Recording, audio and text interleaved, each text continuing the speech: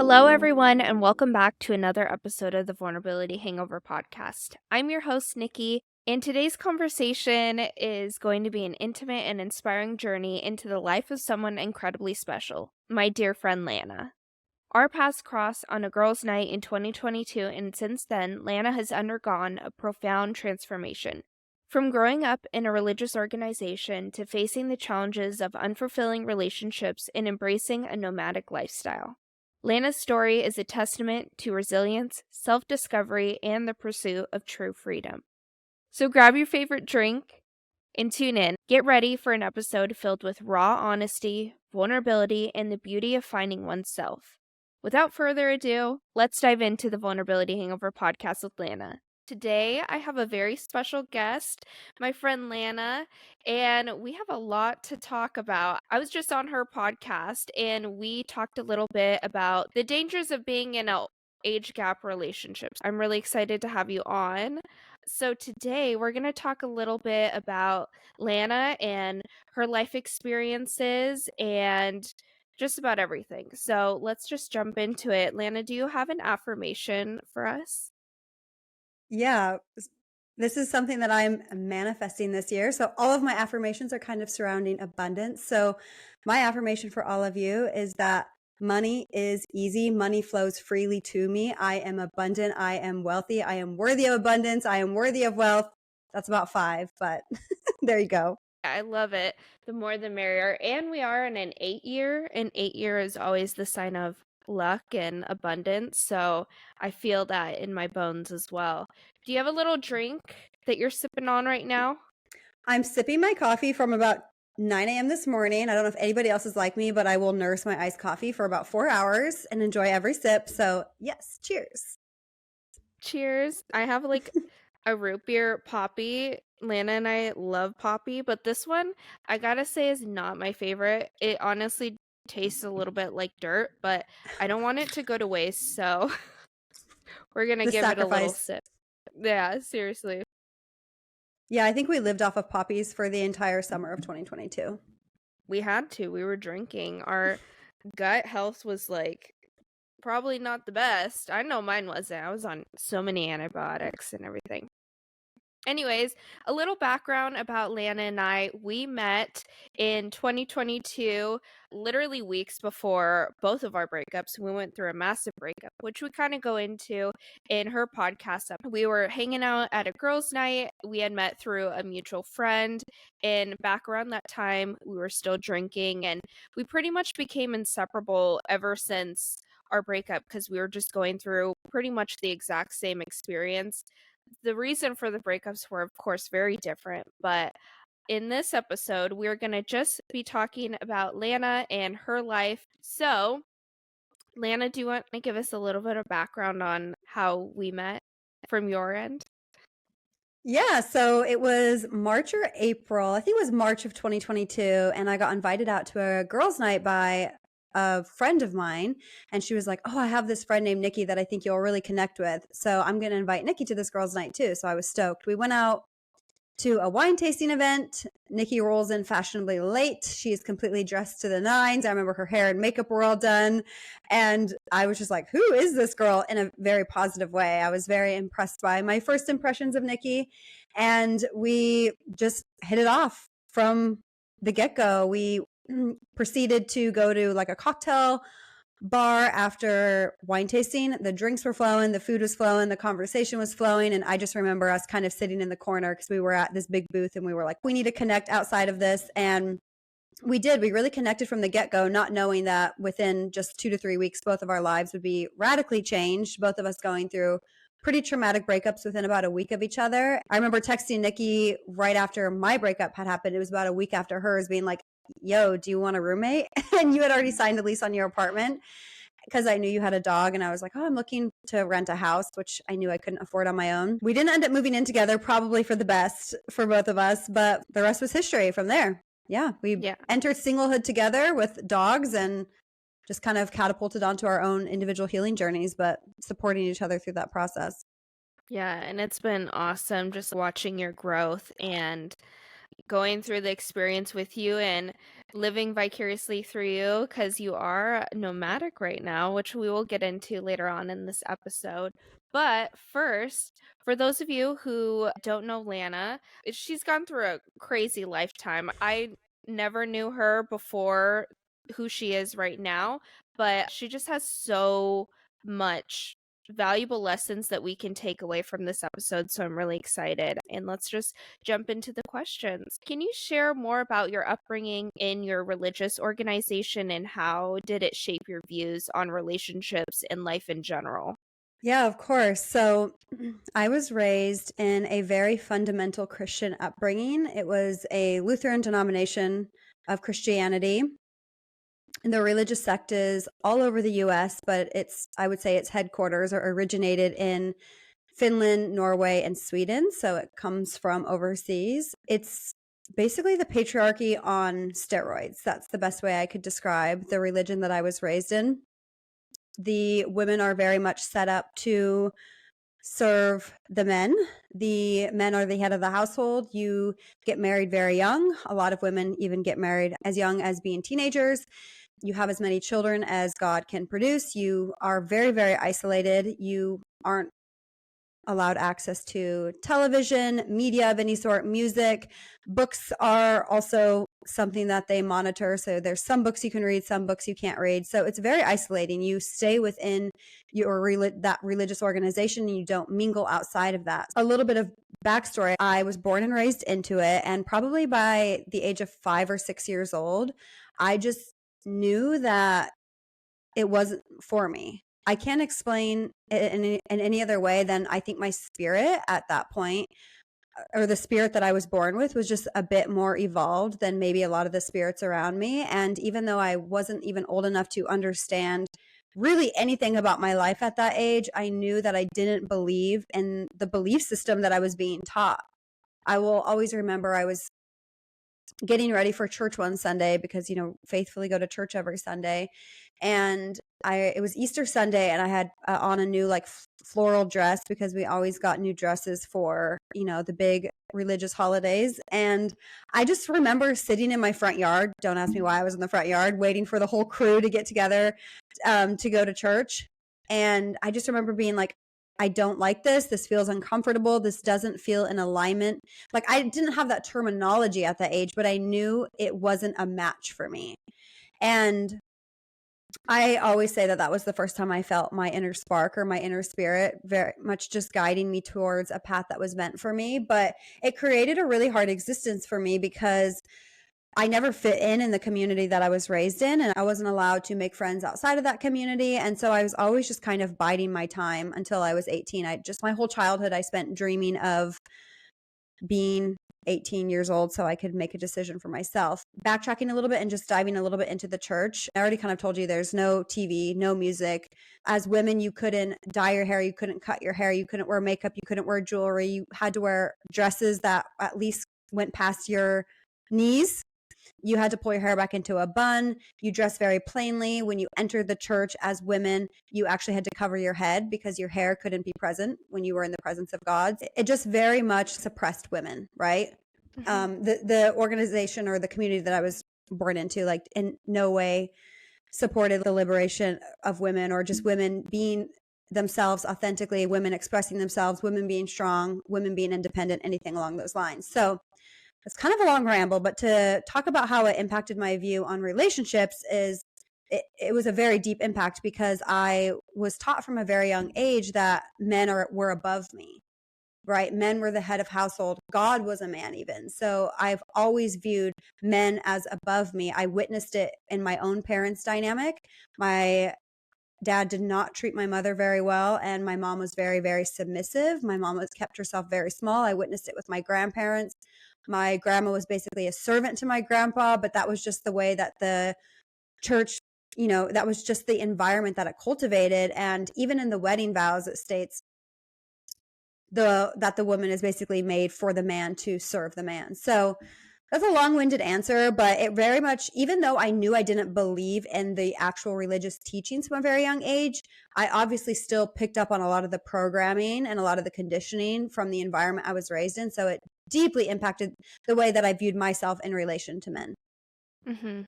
Yeah, that's very difficult. So, what was your family like in this religion? Was your mom or dad religious, or how did they get into the religion? So my mom was born and raised into it. My grandparents on my mother's side were devout members of this church. And my mom was born and raised in Michigan, and she moved out to Portland, Oregon for work when she was in her early 20s. And there was also a big community of the church here that she was coming to be a part of. And my father, he was not born and raised in it. He converted when he was in his 20s at some point, or early 30s, I think. I don't know what age he converted at. And he met my mother, and my mom had never dated anybody prior. My mom had no dating experience. And within 6 months, they got married. Then they had 7 kids within the span of about 9 years, 9 to 10 years. So just back to back kids. And then my father, he really struggled with leading or living the lifestyle that was that the church asked of him. He was always kind of in the gray area. So I always had like a parent that was a little bit in the gray area, which made my family a little bit different and a little bit weird. But that's kind of how they both found the church. And then my mom and 4 of my siblings are still members of this religious organization to this day, which is why I still tread very lightly and cautiously when I talk about it, because I'm trying to share my story authentically while simultaneously trying to protect those relationships because I care about them deeply. Mm-hmm. So, I just want to dive a little bit more into your relationship with your father. Do you mind, like, kind of explaining your experience with him and everything like that? Yeah, so my father was a closet alcoholic. And I always tell people I found out at 14 years old that my dad was an alcoholic. And everybody's like, how does that even happen? How do you find out at 14 years old that your father's an alcoholic? Well, I was raised in a religious organization where alcohol was absolutely a no. And we just didn't know that he was struggling because my mom was raised in this church. So she had never been exposed to alcohol before in her entire life. She didn't know the signs of somebody being under the influence. She didn't know the smell, anything. And so he was really struggling in secrecy with his addiction. And he also struggled with addiction to opioids, pain pills. And it just kind of all came to a head when I was like 12, 13. They secretly were like putting him in rehab, trying to get him help. And then at 14, the news broke or whatnot. So my father created a very unstable household, but I didn't know that that was not normal until I was older.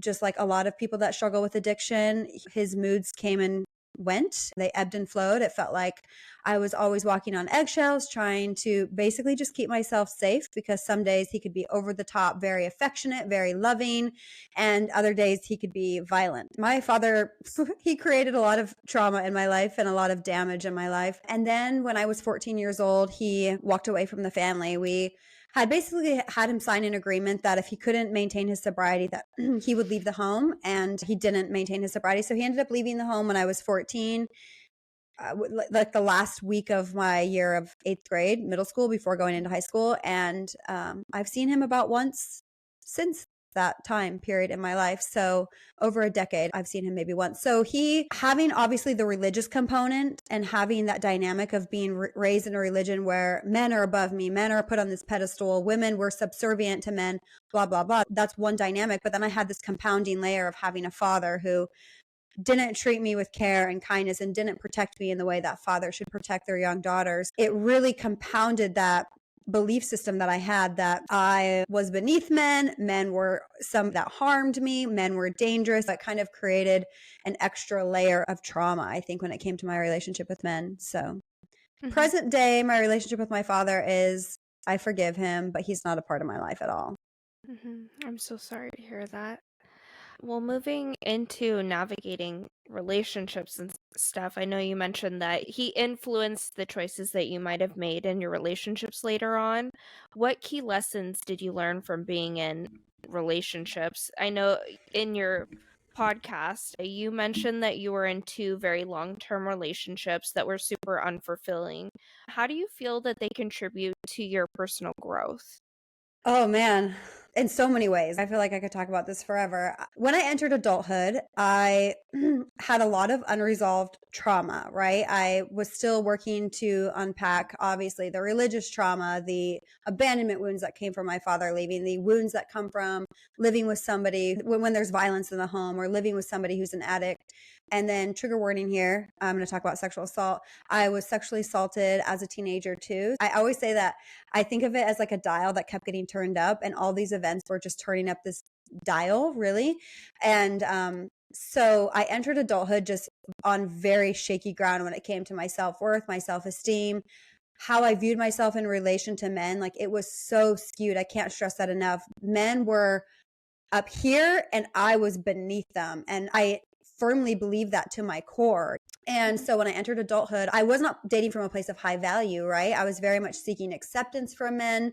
My first long-term partnership that I entered, I was 19 years old and he was 31. And at that time, I would have told you, like, no, I don't have any daddy issues. Age is just a number. But looking back on that, I very much was seeking stability and safety, and really just trying to find, I think, a father figure, somebody to provide me with that safety that I never received from my father. And that relationship was really difficult. He did not uplift me in any way, shape, or form. He was a master manipulator, in all honesty. And a couple years into that, I really just started to become curious about feeling better. I was probably around 20, 21 years old. And that's when I began my journey, like my health journey. And I was only a couple months into that, and it gave me enough confidence to leave that relationship, which was monumental for me at that point in my time. I felt unstoppable. I felt invincible. I was like, I'm never doing anything like that ever again. But within a year after leaving that relationship, I had entered another long-term partnership with somebody who was 14 years older than me. So looking back, I was still extremely damaged. Damage isn't the right word. I was still extremely unhealed, and still was very much operating from a place of low self-worth, and I think still seeking like security and safety that I never experienced before. I don't know how to explain it, but the idea of just like dating somebody my age, I don't know if it even crossed my mind, because I think I viewed myself as so damaged. Mhm. So flash forward to 2 years ago, I then exit that second partnership. And it wasn't until the last year and a half, 2 years, that I've really started unpacking, how did those relationships impact me, and what lessons can I take from them? I think the biggest way that those relationships impacted me was like staying in partnerships with men who were still like, although I was no longer in the religious organization that I was brought up in, I was continuing to choose partnerships that mimicked the relationships that I viewed growing up, right? So no, I was no longer going to church every Sunday. No, I was no longer feeling pressure to have all these kids. No, I was no longer a part of the church, but I had chosen partnerships with men that mirrored my parents' and my grandparents' relationships, where I was expected from the get-go to cook, to clean, to do their laundry, to care for them. Basically, how I was finding my worth in those relationships was what I could do for these men, right? Mhm. The last partnership that I was in, before I had even moved in with him, I was working 2 jobs, and I was going to school full time, getting my accounting degree. I would drive to his house on my one day off a week to do his laundry and clean his house. Like, that is how much it was still ingrained within me that I served men, Mhm. right? So, I mean, I obviously, like, there's a lot of lessons when it comes to just like, oh, yeah, when you date from a place of high value and self-worth, like, obviously you're going to attract different partnerships. Probably the hardest lesson I've learned is that you actually attract partners who mirror how you feel about yourself. So instead of saying these men are bad and X, Y, and Z, it's really like I was just attracting partners that were mirroring how I actually felt about myself. So that was the responsibility landed on me to do the work to feel better. But more than anything, it was just like, whoa, like that programming runs deep. Like, here was the path that was set out for me, and I was just choosing like a variation of the path when I wanted to be on a completely different trail. Right. But that's that's a little bit of background when it comes to my relationships, because how I viewed myself in relationship to men, it fucked me up. Mhm. Yeah, I can totally relate with that. You just recently came out on your TikTok page and you went viral because you openly talked about your experience with having herpes, and you're now an advocate for it. I know you have lots of dreams and lots of stuff coming up about that. I think that I would like to bring more attention to stigmatized it is. The reality of it is 1 in 3 people have it, I believe, right? Is that the correct statistic? Yeah, it's like it varies. When it comes to HSV1, yeah, that number's a little bit higher. And you can read different statistics everywhere. But yeah, 1 in 3 is like a safe bet. It's very common. Well, I just want to applaud you for openly talking about it and helping create that destigmatization for that. And STDs in general, like, it happens, you guys. I've had an STD before in my life. I had chlamydia. I contracted that at 19 years old. It's super, super common. It's unfortunate. If it's untreated for a long amount of time, it can leave you infertile. But herpes is very much able to be maintained. And a lot of people are living with it and they don't know about it. How did your experience with herpes at such a young age impact your self esteem and your approach to dating? It was just another layer, right? So we've talked about like all the different things that I was navigating at 19 years old. This was before I entered that partnership with the man that was in his 30s. It was within like 6 months before that. I contracted herpes from a man that I was dating at the time. We weren't dating for a long period of time, but we'd been seeing each other for a couple months. And actually, I had moved in with him.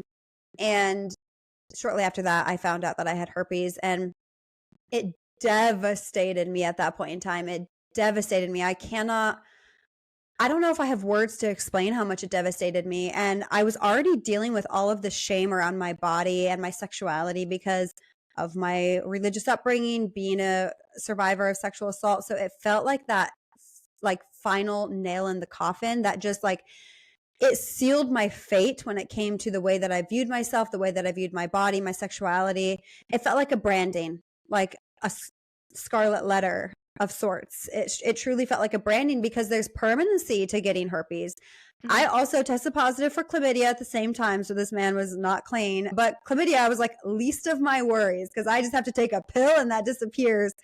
Contracting herpes, oh my gosh, it really impacted me so deeply. I've already have spent my entire childhood being told that I am less than a man and I should serve a man. I then experienced sexual assault before I had ever had any innocent interactions with a male before. And then I contract herpes. So who the fuck is going to want me? Right. That was ultimately, I didn't consciously have those thoughts. It was just like this internalized belief. That first partnership I entered after having herpes when I was 19 and he was 31 years old, I didn't even evaluate for a second. Do I like this man? I was just like, oh, he accepts me, sign me up. So something I'm extremely passionate about now is, of course, breaking the stigma, talking about it, but just talking about sexual education in general because of my upbringing in the church. This was how much we talked about sex. Sex is for when you're married. That's it. Nobody had any conversations with me around sex ed or anything. I remember one time my mom came into my room and was like, hey, Lana, you're old enough now. I think we need to have the talk. And I got really embarrassed and I was like, oh, Mom, I know. And she just said, okay, and left the room. But I didn't actually know anything. I just knew I didn't want to have the conversation with my mom at that point in time, but I was not the parent shouldn't have been the one dictating that conversation. And then you have sex ed in school, but we were removed from those classes for religious preferences. So I had no understanding and I didn't live under a rock. I knew what an STD was, but at 19 years old, I had asked him to get tested. I never verified the test results. So I was navigating things to the best of my ability. And I have since forgiven my 19-year-old self for just being in that situation and contracting herpes ultimately. But moving forward, like a huge dream of mine is to, of course, spread awareness, but I want to start having conversations with young individuals. I mean, 18, 19, 20, like about to exit high school or in their first year of college. Because a lot of us don't get these conversations at home. And I know if you're somebody that was raised in a household where sex was talked about, even somewhat, you're like, how do you not know this stuff? Well, it's like some of us just weren't, nobody talked to us about this. And if you were also raised in a home, I didn't have a smartphone, I didn't have TV, I didn't have radio, I didn't have music, I didn't have magazines. Like, where am I supposed to be learning this stuff from? And now in this day and age, everybody has the internet. But 10 years ago, that wasn't the case. Yeah, but the internet is a not safe way to learn about sex. That's how I learned about sex. Unfortunately, I clicked on an ad that was porn, and that's what I thought sex was. This is so embarrassing. Like, I think I was like maybe 8 or 11. A couple of friends we were online, we were searching up Fergie, and clicked on an ad and it was porn. And so for the longest time, I thought that sex was anal. And so I had no idea. Like, I didn't even know that I had a vagina hole for a very, very long time, even down to our anatomy. Like, I Mhm. didn't know anything. My parents never really talked about it. Even in school, yeah, they would talk about STDs, but they don't go into like how to prevent them. I never knew what a dental dam was. I was 19 because I contracted chlamydia in my throat, unfortunately, as well. A dental dam is a way that you can, prevent these types of things. I think the reason why STDs are pretty much an epidemic right now, my sister's in public health and she talks a lot about this. I think it's because the lack of education that we have around protection and like pressure that women feel when having sex with specific partners. It's so common for us to be like, oh, just take the condom off, because that's how I unfortunately contracted chlamydia, was because of a partner being like, oh, we'll just take it off. And I didn't check to see if he had gotten an STD screening or anything either. It just comes down to empowering ourselves to say no, Mm-hmm. right? It's okay to say no at any point in time. There's nothing to be embarrassed about that being your thought about sex, because like how would you know any better if you're 8 or 9 years old when people aren't Mm-hmm. talking about these things? So, and then we live in a society where we still make anything involving sex the most shameful thing on the planet. And it blows my mind that we still are operating this way in 2024, because of the fact that literally every human on this planet is having sex or desires to, I believe. The Yeah. more we talk about it, hopefully the less we break the stigma and the less things spread, you know? Totally. And I have the same issue. I still to this day kind of struggle with like my own conditioning and stuff. Like sex was very much not allowed in the house. So I still have that like shame. Like, am I supposed to feel this way? Am I supposed to feel turned on? And Mm-hmm. having that mindset of I need to be taking care of my partner before me, which is not true. You should always be taken care of no matter what, and be with a partner who wants to take care of you as well, but, you know, not always that Oh, way. this is a rabbit hole, because I didn't have my first orgasm until it was in my early 20s. Mhm, And I had partners before that. I was with partners that literally would just like go to town, take care of business, and never even pretended to try and take care of me. And I did not know any better.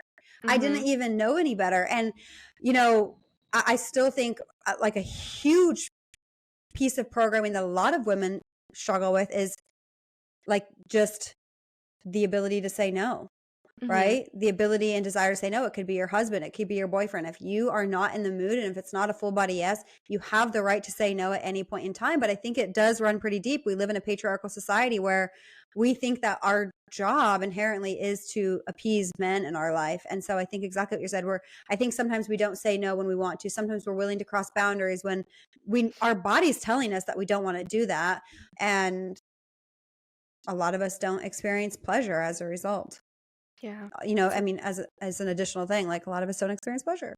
And Mhm, feeling shame, like you said, about like, oh, should I be turned on by this? Or even like being sexual sometimes feels shameful. mhm, And I think that's something that I want every woman to overcome, because that's where our power lies, is in our sexuality. I love this topic, if you can't tell. mhm, same. For me, even just touching myself and becoming familiar with my own body and and masturbating and self pleasure, like all of that, I didn't even explore that until the last 4 years or so, because that was something that was so shameful. You know what I mean? So it's like, Mhm. I think the shame exists to keep us small, to keep us like out of touch with our bodies. Oh, That's for sure. how I Yeah, feel. my first time touching myself and, like, being able to complete an orgasm solo was literally within the last year. I'm 25. That's crazy. I have had like orgasms in the past by myself before, but I never really had one until I was 19 and I was with, unfortunately, a very unsafe partner who groomed me. It was my 10th solo episode. I talk about that a little bit, but he taught me how to use toys. And so all I knew to, get off was by using toys. So I was so conditioned in that way and desensitized in that way that I was so out of touch with my body.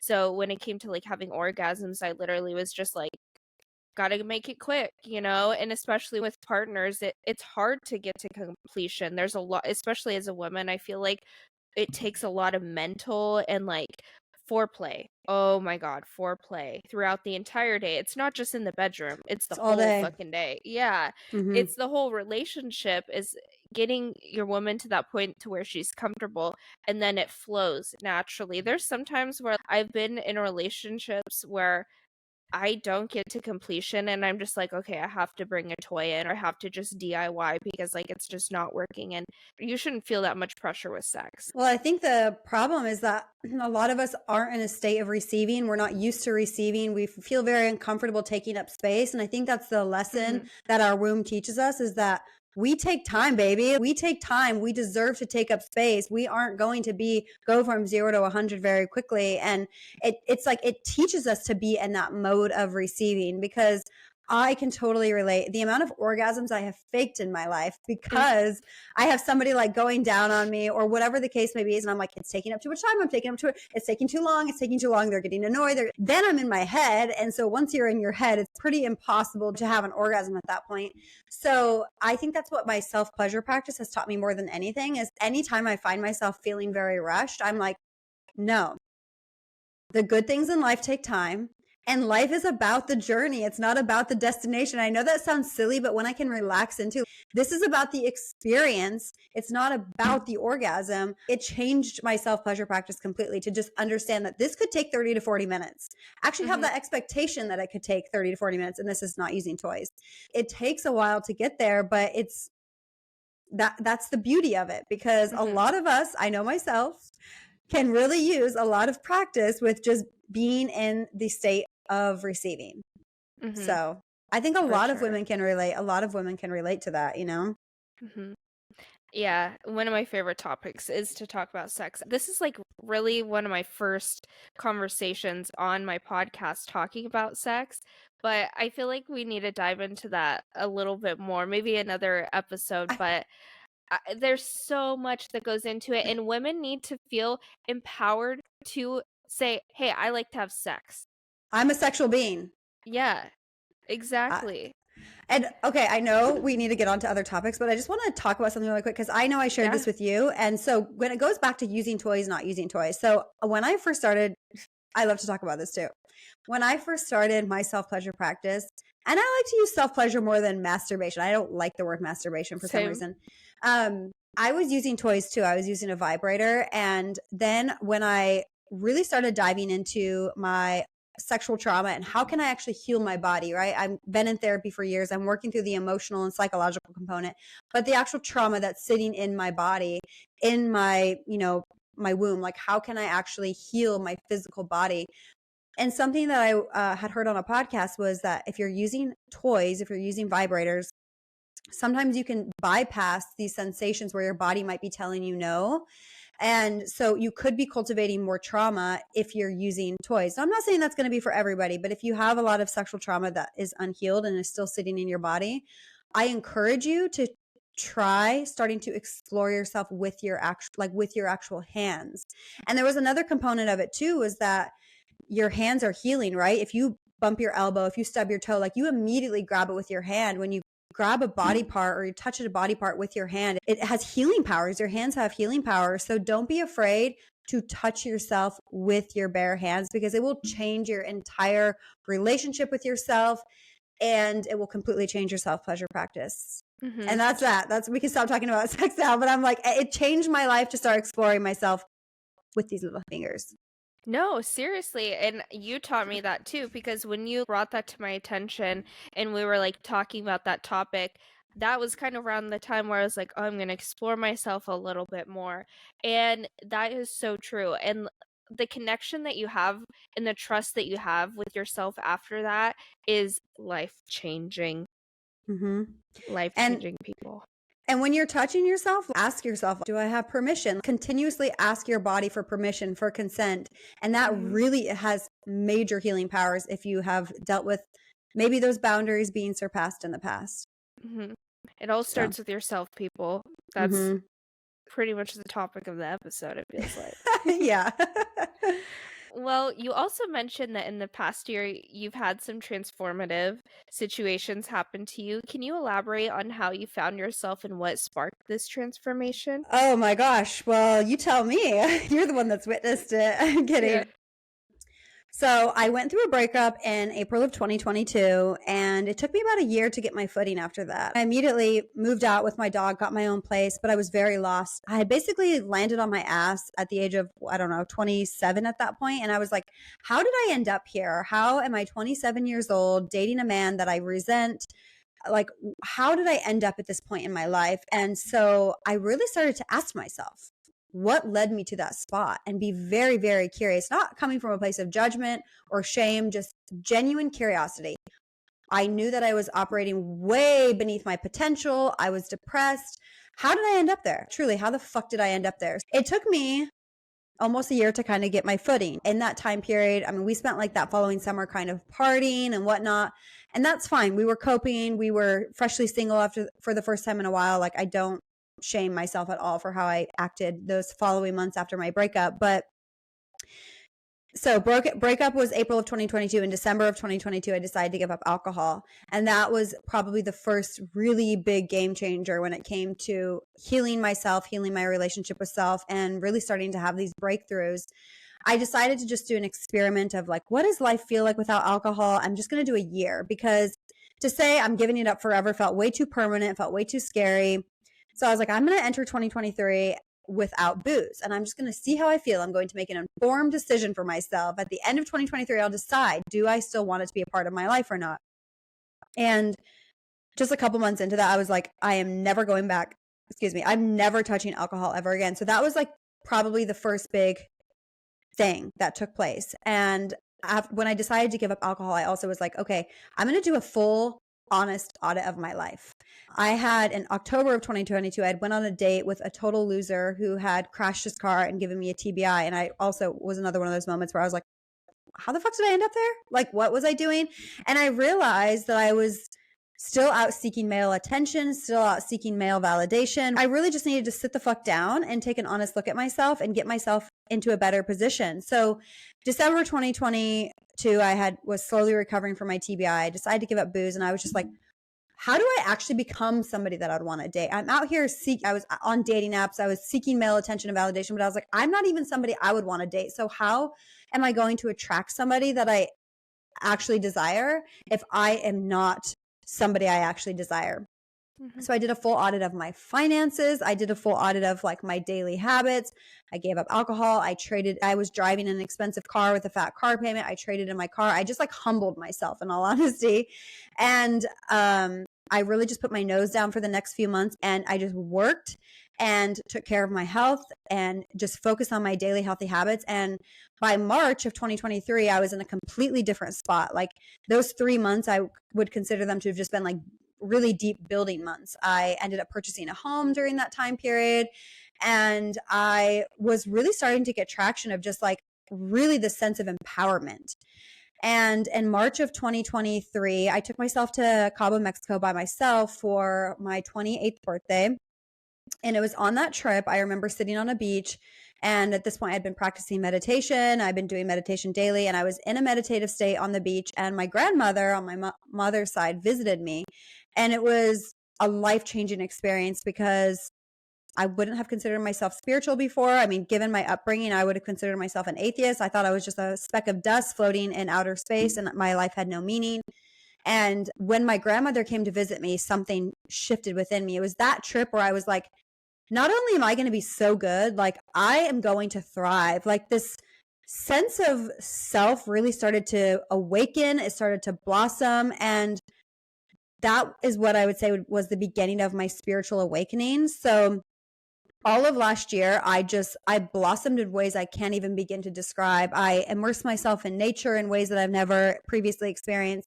I really started to believe in something bigger than myself. I really started to, I really started to believe in God again. And that was, sometimes even saying the word God still feels weird for me, because I'm like, my God is not the God that I was taught in my upbringing in Christianity. It's not a guy in the sky. It's not a man. He's not there judging me. He's not there watching my every move to determine what happens to me when I pass on.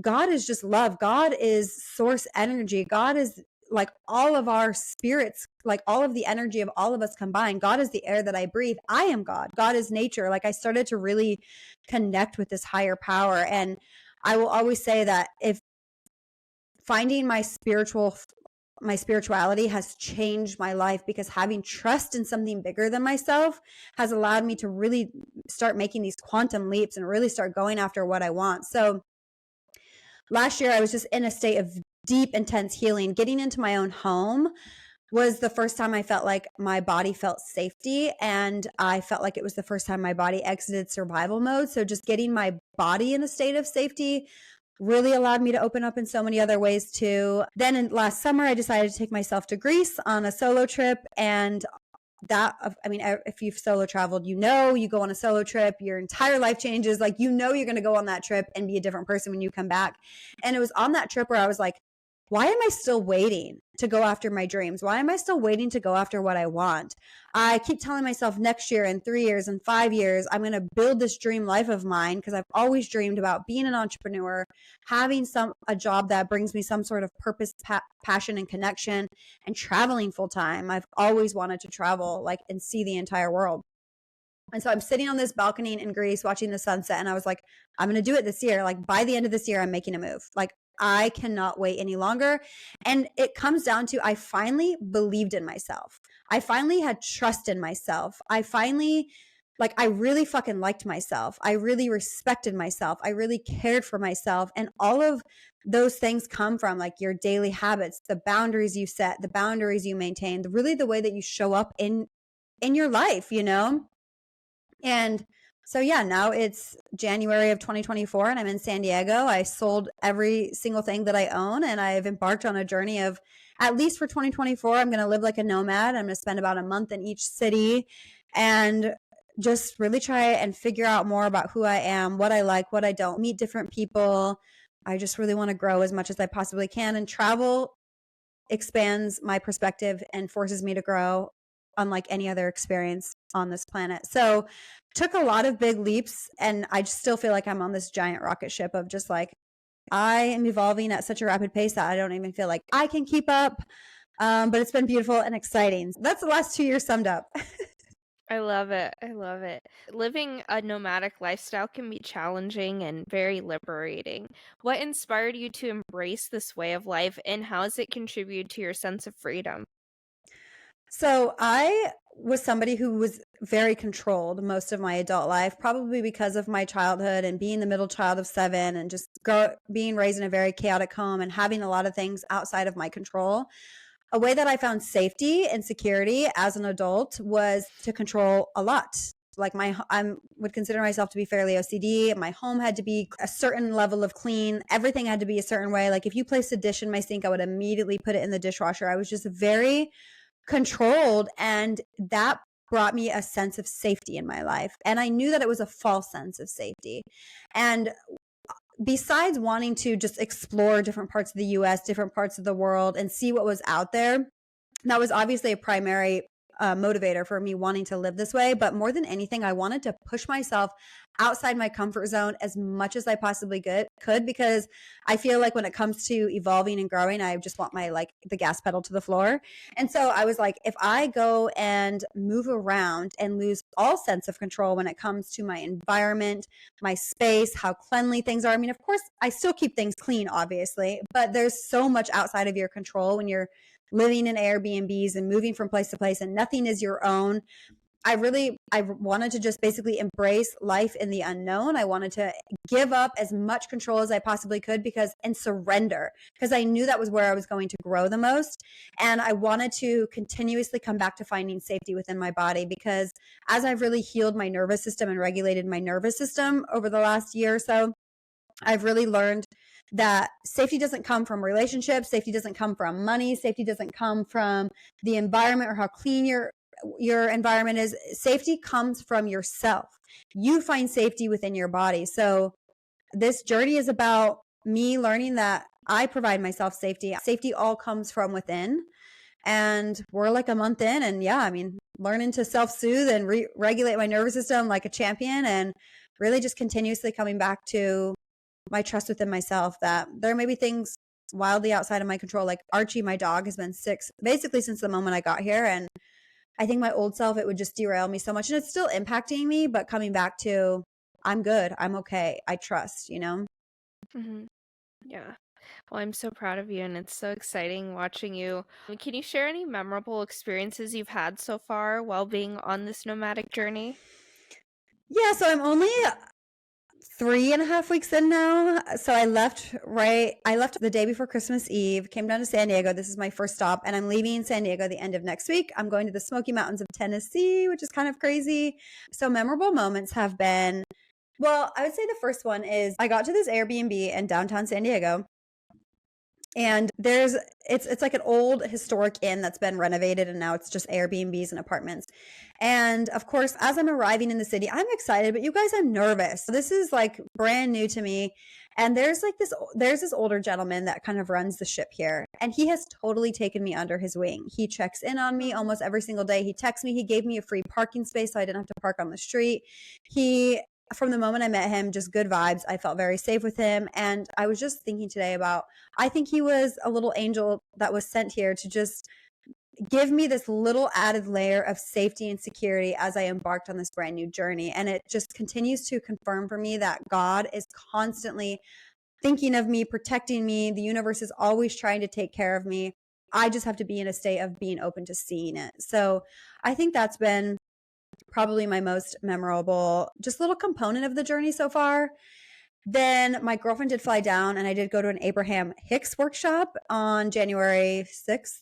And if you don't know who Abraham Hicks is, just go look Abraham Hicks up and report back, because that workshop I know it's changed the trajectory of my entire year, because it's all about the law of attraction and just firmly believing that you can create any reality that you want. You can have anything that you want if you maintain feeling good, if you believe that it's possible for you. But it all comes back to energetically and vibrationally where you are at. And I'm just on a path this year to, I feel like, prove to myself that this is actually true, because backtracking a little bit, I got laid off from my job in October. I was working remotely and planning to continue working remotely as I embarked on this journey. I got laid off. And so I was still working on my podcast and building a business on the side, but I was kind of plunged into entrepreneurship before I felt like I was ready. But I trusted that universe was like, okay, bitch, you're ready. So I trust that I was ready. I just didn't feel ready. And so this year for me is all about, like, I'm going to build the business of my dreams. I'm going to create a life of complete freedom, and I'm going to do it all while traveling full time. So that workshop just really lit this fire underneath my ass. And then I would say the last thing, I don't have any major monumental moments other than I just like being able to walk here in the sunshine when everybody back home is in the snow and in the ice and freezing cold and in the gray. It feels like complete freedom. Or even being able to say, okay, next week I'm going to Tennessee because I'm feeling called to go to the Smoky Mountains, and I can't even explain why I'm being called to the Smoky Mountains, but I'm just trusting, like, that feels surreal to me. Or I just booked a trip to Costa Rica for my birthday because I found a flight for $300, and I'm like, that to me, like, having these moments of just being able to be like, I'm going to go here next, I'm going to do this next. Although I have way less amenities and way less personal belongings and way less like luxury, my life is so much more beautiful. And I don't think there's anything that can compare to feeling complete freedom and not being tied down. Yeah. And if anyone can become a nomad or travel the world, and I think everyone should have the opportunity to do that, because it can be life-changing. Experiencing different sceneries, experiencing different people, ways of life, all that kind of stuff. And I'm excited for you to go to Costa Rica. I've always wanted to go there. It's a very beautiful place from what I've seen. Yeah, and I think that I'm talking about travel is like talking about sex, because I'm like, I'm never going to shut up about it. But traveling is something I am so passionate about, because traveling expands your perspective. It helps you grow. It helps you see the way that other people live. It helps you it just helps you have more compassion for other human beings. There's nothing on this planet that has shaped me and transformed me and helped me evolve like stepping on a plane and going somewhere I don't, I'm not previously familiar with, or I previously haven't visited. So if you have the opportunity to travel, because I know living nomadically wouldn't be for everybody, but if you just want to expand your perspective and if you want to grow, like, book a trip. It doesn't have to be committing to a full lifestyle, but even just booking a trip, like it has a huge impact. Mm-hmm. Yeah, for sure. I love it. Awesome. Well, we're getting kind of towards the end of the episode, but there are a couple more questions I have for you. So, sharing personal stories on a podcast, you have a podcast called Your Inner Spark, requires a level of vulnerability, right? So, how do you balance being open about your experiences and maintaining some of your privacy as well?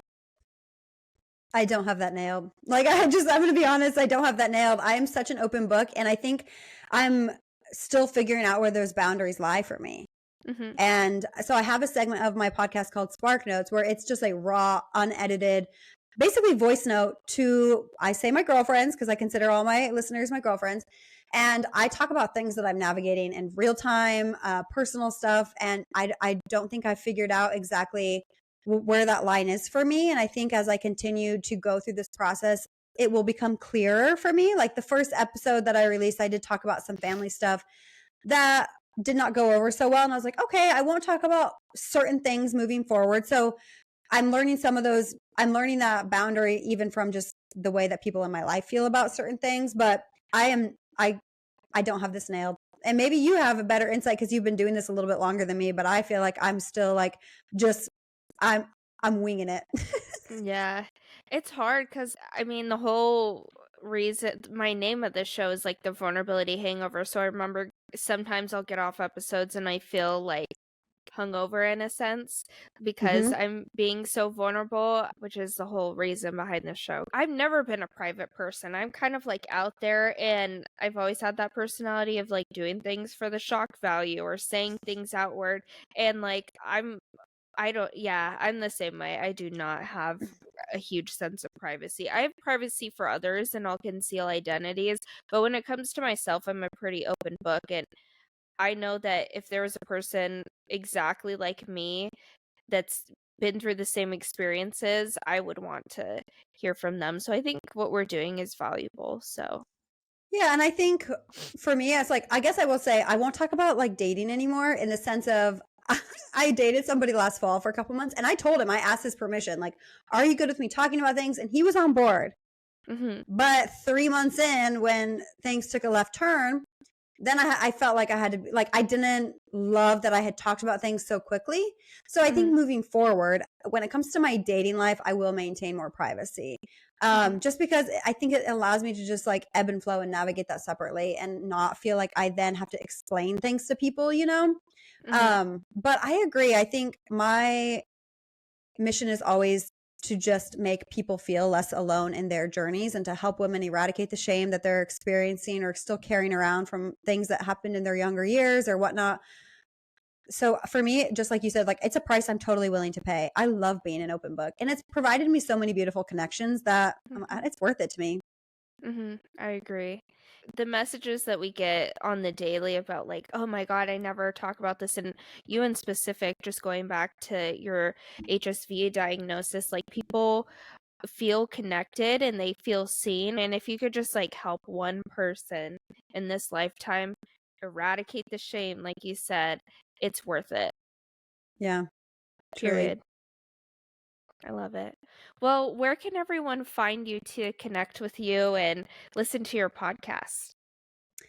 Yes. So my podcast is called Your Inner Spark, and you can find it on Apple Podcasts, Spotify, or on YouTube.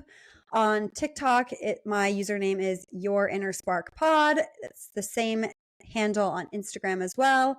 And then my personal page on Instagram, if you want to follow my crazy day-to-day life adventures, it's Lana's Ego Death. So Awesome. yeah, hope to see you there. Thank you so much for coming on to the Vulnerability Hangover, and hopefully we'll have you on again because we have so much stuff to talk about and we could talk for hours. So, Truly. Well, thank you for having me. thank you so much for joining us on this incredible episode of the Vulnerability Hangover podcast. A special thank you to Lana for sharing her story so openly and authentically. If Lana's journey resonated with you or sparked a thought, we'd love to hear from you. Reach out to us on social media, share your reflections, and let's continue this conversation. Vulnerability is strength, and in sharing our stories, we connect on a deeper level. If you enjoyed today's episode, don't forget to subscribe, leave a review, and share with someone who might find inspiration in Lana's experiences. Stay tuned for more heart-to-heart conversations on the Vulnerability Hangover podcast. Until next time, embrace your journey, be kind to yourself, and always remember that you are not alone. I'll catch you guys in the next episode. Okay, love you, bye!